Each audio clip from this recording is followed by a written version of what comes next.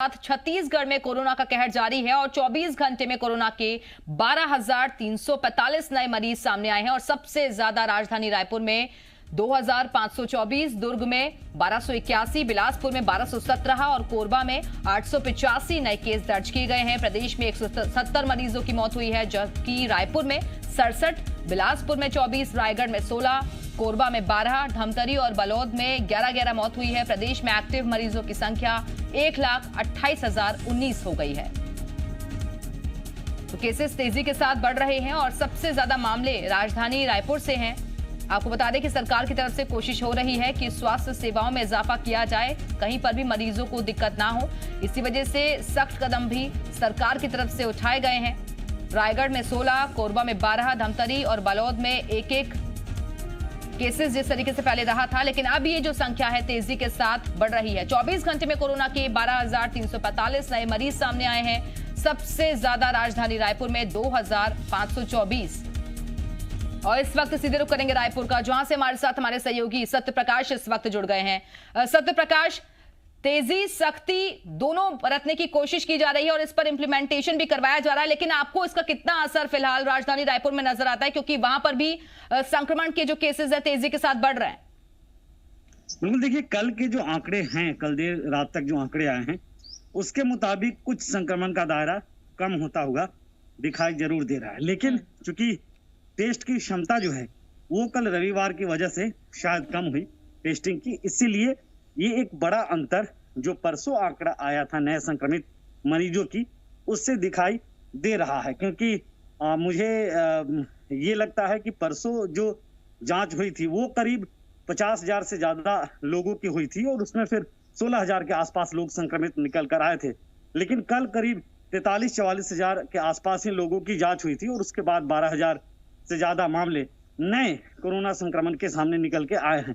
तो एक टेस्टिंग वजह है। इसके अलावा ये कहा जा सकता है कि जिस तरह से ये अनुमान लगाया जा रहा था कि अगर लॉकडाउन की अवधि बढ़ाई गई और सख्ती इसी तरह से रखी गई तो कोरोना संक्रमण का चैन टूटता हुआ नजर आ सकता है। तो अभी थोड़ा सा असर उसका भी जरूर दिखाई दे रहा है, लेकिन अभी भी जो स्थिति है वो काफी भयावह बनी हुई है। मौतों का आंकड़ा काफी ज्यादा बढ़ा है।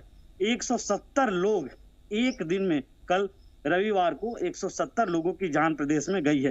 सिर्फ रायपुर में ही 67 लोगों ने दम तोड़ा है। इसके अलावा रायपुर में कोरोना संक्रमित जो मरीज हैं वो पिछले 24 घंटे के दौरान जरूर पहले से कम आए हैं, लेकिन इसकी बड़ी वजह जो है वो एक तो टेस्टिंग जो कम हुई है ये मानी जा रही है, और दूसरा कोरोना संक्रमण का चैन टूटना भी अगर विशेषज्ञ बड़ी वजह मानते हैं तो ये शुभ संकेत होंगे आगे के लिए। लेकिन फिलहाल अभी भी स्थिति जो है वो काफी जो है वो संजीदगी बरतने वाली बनी हुई है कि लोग खुद भी आत्मानुशासन रहे, संजीदगी बरते, कोरोना गाइडलाइन का पालन करें और व्यवस्थाएं और ज्यादा कहीं ना कहीं दुरुस्त हो। सत्य प्रकाश, लेकिन अब ये कहें कि जिस रफ्तार के साथ, तेजी के साथ ये कोरोना बढ़ रहा है, दूसरी वेव है क्योंकि, और खतरनाक वेव बताई जा रही है। डॉक्टर्स, एक्सपर्ट्स बार बार यही बात कह रहे हैं कि सावधानियां बरतिए, घर से बाहर मत निकलिए। शायद इसी वजह से अब जनता भी धीरे धीरे ही सही लेकिन जागरूक बहुत होने की कोशिश कर रही है। बिल्कुल, देखिए इससे इनकार नहीं किया जा सकता। एक तो जी मध्य छत्तीसगढ़ जो लगातार रोको टोको अभियान चलाने से उसका एक बड़ा असर जरूर देखने को मिला है। खासतौर पे राजधानी में तो जहां भी हम जाते हैं उसकी चर्चा जरूर रहती है।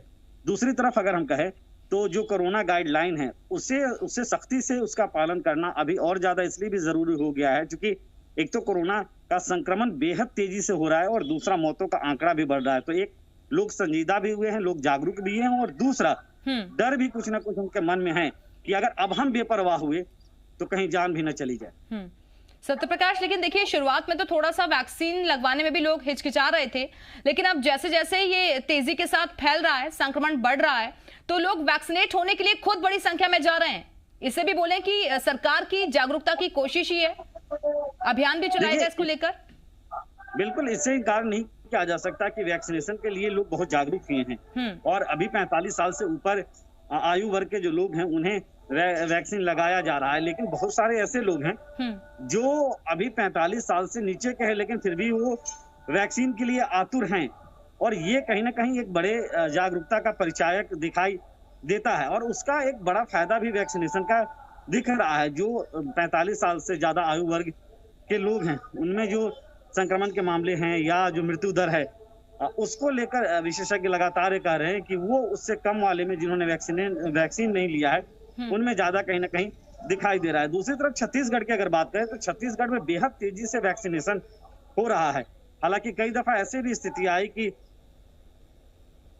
कम पड़ने लगे और ऐसे में एक हफ्ते का स्टॉक वैक्सीन भी सीएम भूपेश बघेल ने प्रधानमंत्री से मीटिंग में मांग की थी। हालांकि वो हो नहीं पाया, लेकिन वैक्सीन की आपूर्ति अभी जारी है। वैक्सीनेशन की कमी की कहीं से कोई खबरें विशेष नहीं है, लेकिन ऐसी स्थितियां भी देखी गई।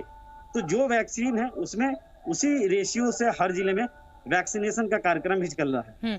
बिल्कुल सत्य प्रकाश, लेकिन स्वास्थ्य सेवाओं में क्या थोड़ी तब्दीली आप देख रहे हैं? क्योंकि इसको लेकर राज्य सरकार भी लगातार केंद्र के संपर्क में है। डॉक्टर हर्षवर्धन से भी कई मुद्दों को लेकर, कई चीजों को लेकर मांग रखी गई है। तो क्या इसमें कुछ तब्दीली नजर आ रही है? देखिए, एक तो गांव-गांव तक क्वारंटीन सेंटर बने, इस बात पे जोर सरकार ने दिया और कई सारे गांवों में या अधिकतर गांवों में हम कहें तो क्वारंटीन सेंटर बनाने का काम या तो जारी है या बन चुका है। इसके अलावा शहरों में नए आइसोलेशन सेंटर्स खोलने की तमाम व्यवस्थाएं सरकार स्तर पे हुई है।